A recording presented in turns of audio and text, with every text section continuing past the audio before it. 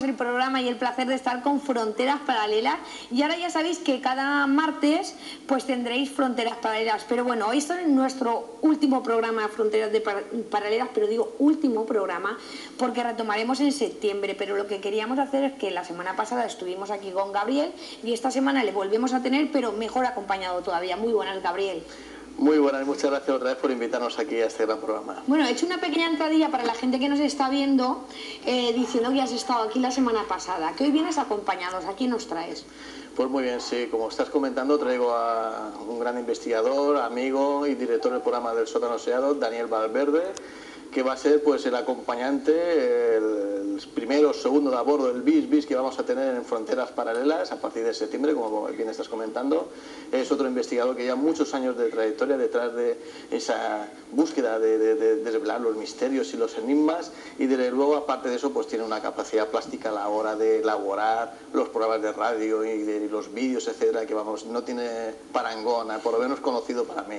Pues con esta presentación ya te damos a conocer, Daniel. Muy buenas. Muy buenas, ¿qué tal? Bueno, pues para ubicar a la gente, hemos tenido, el martes pasado tuvimos ya el primer programa de Fronteras Paralelas, hoy el segundo para darte a ti a conocer, para que la gente sepa que seréis las dos personas encargadas de llevar a cabo esta sección, que esperemos que vamos a empezar por 10 minutitos así como siempre, pero que al final pues esperamos tener un gran espacio porque hay muchas cosas que contar y muchas investigaciones las que estáis llevando a cabo. Bueno, Gabriel nos habló sobre todo el fenómeno OVNI. Bueno, tratamos muchísimos temas.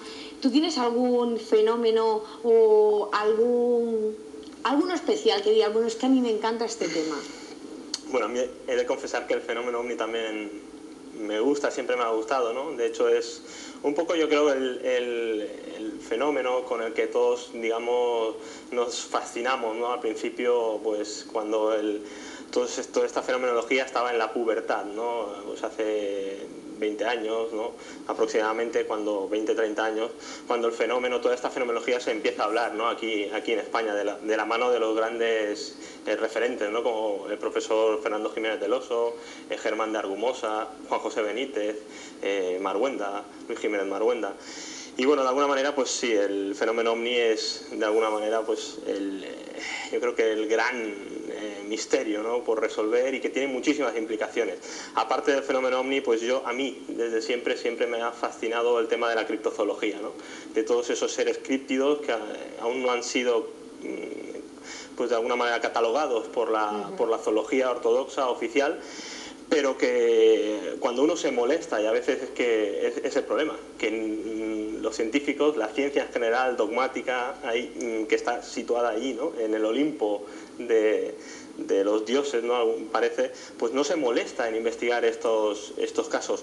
Y cuando han habido científicos como Bertrand, como Heuvelmans, Ivan T. Sanderson y otros que se han acercado a los casos de críptidos, de estos seres que de alguna manera habitan o cohabitan con nosotros en zonas no demasiado pobladas, como puede ser el Bigfoot, bien conocido, el Sasquatch, el Yeti, los Almas, muchos de ellos homínidos, quizás hibridaciones con el propio Homo sapiens.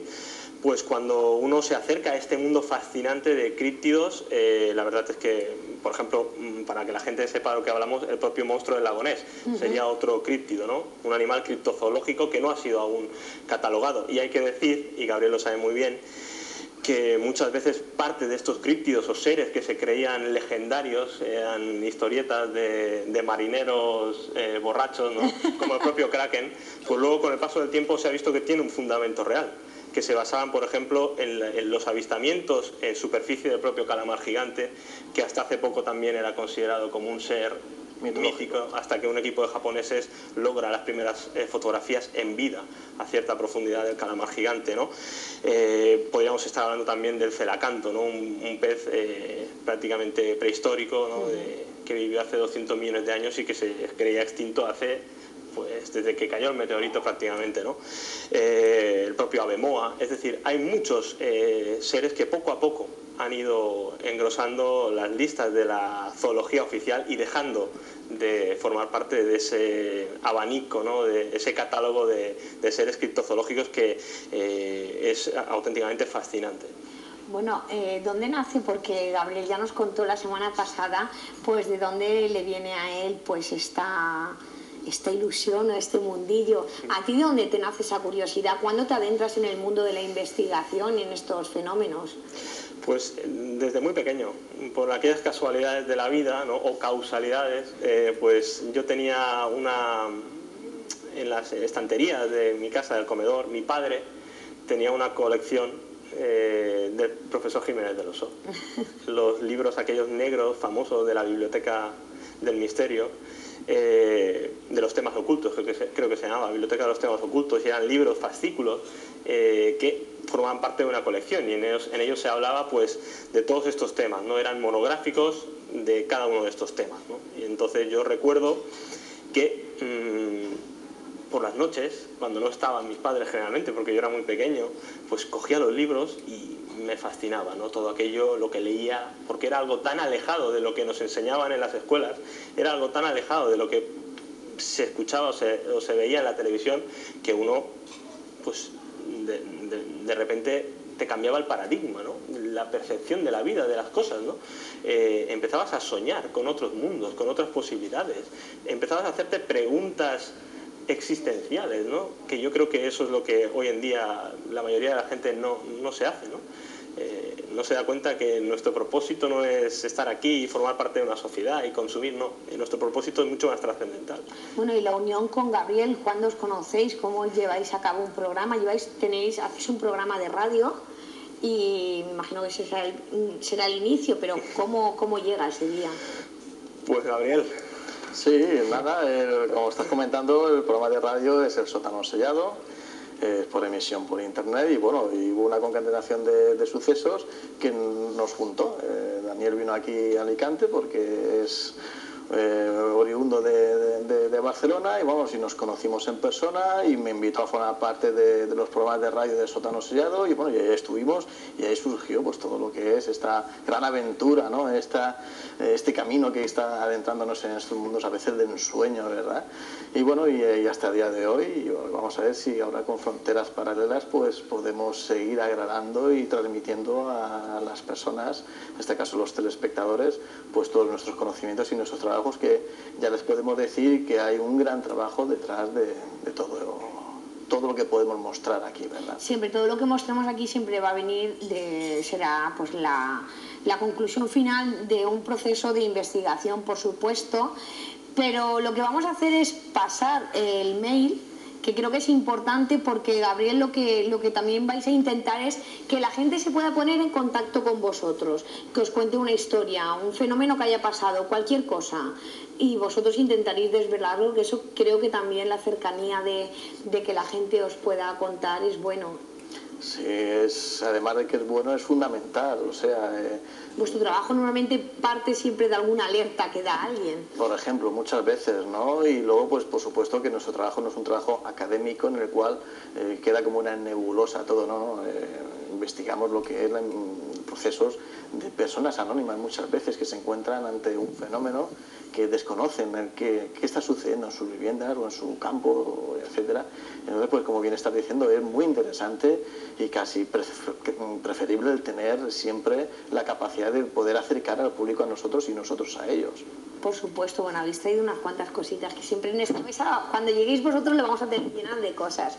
Por una parte tenemos los libros, bueno, El último camino de aquí es el libro de Gabriel, ya lo presentamos la semana pasada, pero ahí hay dos más que me gustaría que el público sepa qué son esos libros, por supuesto.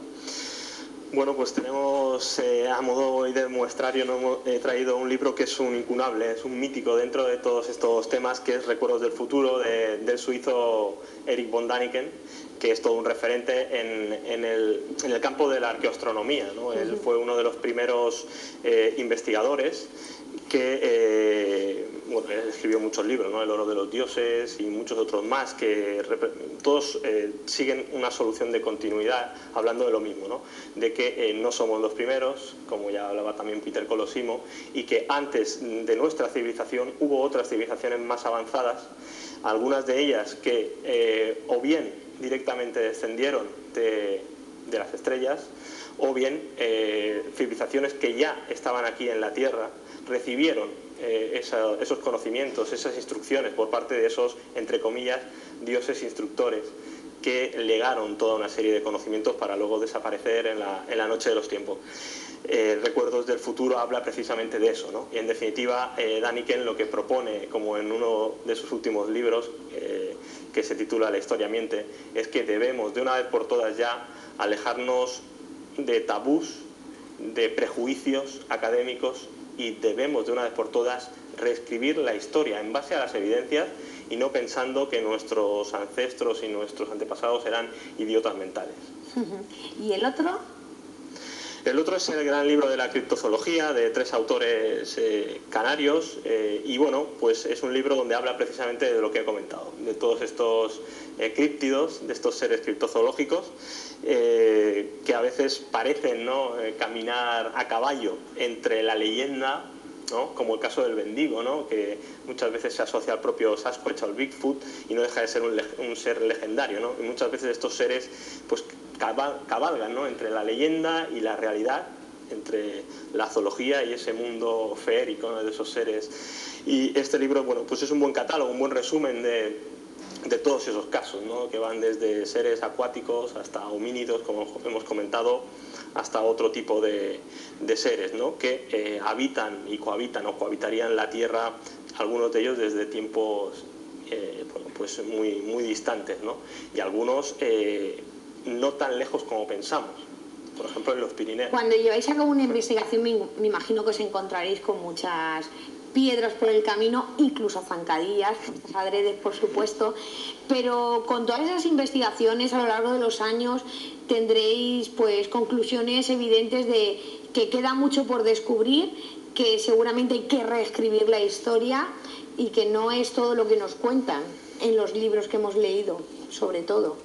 Sí, desde luego que sí, eso como muy bien estás diciendo, los paradigmas que están aconteciendo últimamente por medio de investigaciones personales nuestras o de otros compañeros, otros colegas, incluso por algunas partes más disidentes de la ciencia, pues ya están empezando a romper esas cadenas tan férreas que nos habían impuesto casi desde las épocas victorianas del siglo XIX, incluso anteriores, ¿no? Parecía como que no se podía mover nada más, como que estaba ya todo ya escrito con el cuño del fuego de la palabra divina, y sin embargo pues cada día se está mostrando y se están enseñando una serie de datos y de acontecimientos y de pruebas que están echando por tierra todos esos sucesos tan ancestrales que, como estaba comentando ahora Daniel, pues parece que nos querían dar la idea de que lo que está fuera de nuestro conocimiento no existe, y lo que está fuera de lo que es nuestra propia línea pues está relacionado con el mundo épico, mitológico, salvaje, casi relacionado con la idiotez mental. Y sin embargo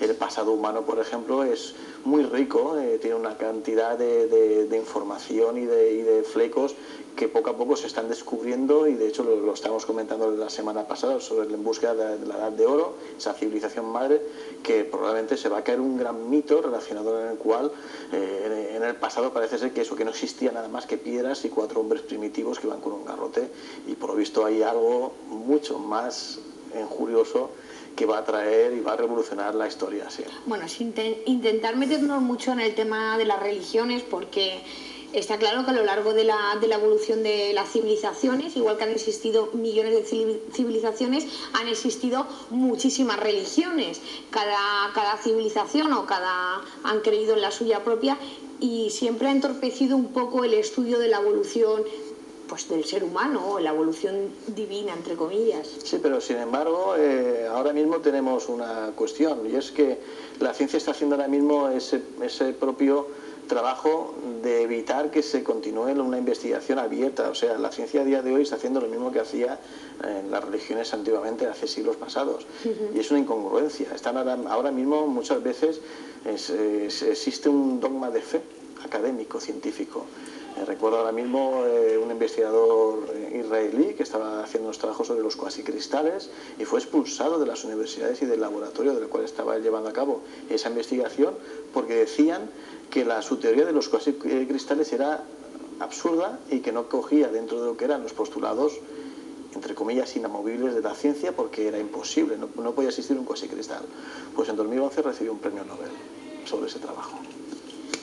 Pues son cosas sorprendentes y que iremos desvelando a lo largo de los programas, que por supuesto comenzarán en septiembre, no lo hemos dicho, pero sí queríamos hacer estos 2 pequeños programas para avanzar en la gente, ubicarlos y decir pues que en agosto pues llevarán a cabo sus prácticas, sus investigaciones, y que en septiembre estarán aquí con todo lo nuevo y evidente. De momento os pueden seguir también por la radio, ¿verdad? Sí, claro, por supuesto. Como estamos comentando, Sótanos Sellados, se pueden descargar los programas que están en iVoox, se pueden descargar los programas, son programas que van a entretener y van a gustar, porque además de aportar datos, vamos a aportar siempre conclusiones. Es lo que más me gusta a mí, lo de las conclusiones. Sí, es una premisa que tenemos en Sótanos Sellados, y bueno, y Daniel como director pues puede añadir algún dato más. Desde luego, como estás bien comentando, en este agosto pues vamos a intentar recabar una serie de datos que aquí tenemos una pequeña muestra también encima de la mesa, ¿no? Y parece que hay un recorrido en el tiempo y en el espacio que podemos ver un Moai, una representación de un Moai, una representación de la cabeza de la máscara funeraria de Tutankamón y de un guerrero de Xi'an, Asia, África y América. Hay una conexión más grande de lo que los libros académicos nos han querido mostrar. Sí. Y además siempre intentamos ubicar el nacimiento de la Tierra o la evolución de la Tierra o en Asia o en África o en América. Es la lucha por la pugna a ver qué 3 continentes se lleva el nacimiento o la evolución de la Tierra, y creo que vosotros estáis llevando a cabo una investigación. Gabriel decía, ya lo avanzamos un poquito en el programa anterior, que posiblemente pueda cambiar un poco el concepto de esa evolución del ser humano, el eslabón perdido. Sí, estamos llevando a cabo una recopilación de datos muy importante, y como bien estás comentando, pues tendrás la conclusión en una trilogía dentro del Sótano Sellado que se lleva por nombre En busca de la Edad de Oro. Y Daniel, pues si nos quiere aportar algún dato más. Sí, yo creo que la clave es cambiar el paradigma, ¿no? El chip de tirar los libros de historia que teníamos, o al menos tenía yo cuando estudié GB y en el instituto, porque, como decía el profesor Jiménez del Oso, uno ya cuando madura, investiga, cuando recopila datos por su cuenta, como hizo él, se da cuenta de que los libros de historia están llenos de disparates, de grandes disparates. Y Jiménez del Oso lo decía, él cuando estudió, ¿no?, cuando leía a los grandes referentes de la ciencia, él se quedaba sorprendido porque decía, aquí no falta, o sea, no todo se afirma de forma categórica, no hay ni un quizás, ni un posiblemente. Entonces a él eso le impresionaba, ¿no? Decía, esto evidentemente ha de ser así. Y luego cuando él tuvo la oportunidad de viajar a esos lugares, como nosotros hemos tenido la oportunidad de viajar también a algunos sitios, cuando él ha comprobado in situ aquello que afirmaban esas autoridades de la ciencia, pues se ha dado cuenta de que muchas de sus conclusiones estaban cogidas con pinzas, que otras eran meras interpretaciones y otras, que eso no hay que descartarlo, eran cuestiones simplemente de egos y de posiciones entre investigadores y académicos, y que defendían su posición contra todo, ¿no?, y contra todos. Yo creo que lo que hay que tener claro, quizás para que la gente empiece ya a cambiar el chip, el paradigma, es que nosotros tenemos una concepción de la evolución, de la historia de la humanidad lineal, y no es así. Son ciclos que alcanzan una evolución elevada, una alta tecnología, una alta organización, y que luego colapsan y se parte prácticamente de cero. De esos ciclos, bueno, voy a acabar con esta pregunta porque no me quiero adentrar mucho en el tema, pero me surge la duda de esos ciclos, esas civilizaciones como eran los mayas, los incas, cuando hablan de en 2012 va a haber una... ¿Podrían ser de esos ciclos de los que se hablan, con esos cierres del ciclo y esos cambios climáticos? Es posible que todas las civilizaciones, el legado ancestral, el conocimiento hermético que han legado esas castas sacerdotales en algunos casos, y esos grupos de elegidos, de iniciados, nos está advirtiendo precisamente de eso, de un fenómeno, de un cataclismo que pudo ser recordado como ese diluvio mítico, ¿no? Que ha quedado reflejado tanto en la epopeya sumeria, en el Gilgamesh, como en la Biblia, en el Génesis, en el Popol Vuh, en cualquier. El diluvio es un mito. Sí, se utiliza para muchas cosas. De hecho, claro, también se ha utilizado para el cañón del Colorado, para decir que ahí se abrió la tierra para sí, es que también el agua del diluvio. Todos los indios norteamericanos también te hablan de lo mismo, de un gran diluvio, y concuerdan en sus descripciones, ¿no? Con lo que pudo ser. Y eso es lo que trataremos también en Búsqueda de Oro, lo que pudo ser quizás la caída o la explosión en superficie de un gran meteorito o de un volcán, o de un supervolcán. Todos esos recuerdos de un gran cataclismo es lo que parece que ha obsesionado a nuestros antepasados, a nuestros ancestros, y han querido de alguna manera dejarnos ese legado, ese recuerdo tallado en piedra. Y el que quiera ver, que vea, porque yo creo que hay suficientes evidencias para uno darse cuenta de que en lo que se basaban todos nuestros ancestros, todas estas civilizaciones, no era en leyendas inventadas y creadas en una noche toledana, no. Eran leyendas que tienen un fundamento real, un recuerdo de un evento trágico que cambió para siempre su civilización, su modo de vida y su modo de entender el mundo, ¿no? Yo creo que eso es lo que tenemos que tener en cuenta, ¿no? Y asentamientos, por ejemplo, como Göbekli Tepe en Turquía, precisamente también nos están hablando de eso. Göbekli Tepe, una civilización que no debería estar ahí, y está, porque está datada pues como mínimo en 8.000, 9.000, 10.000 años antes de Cristo.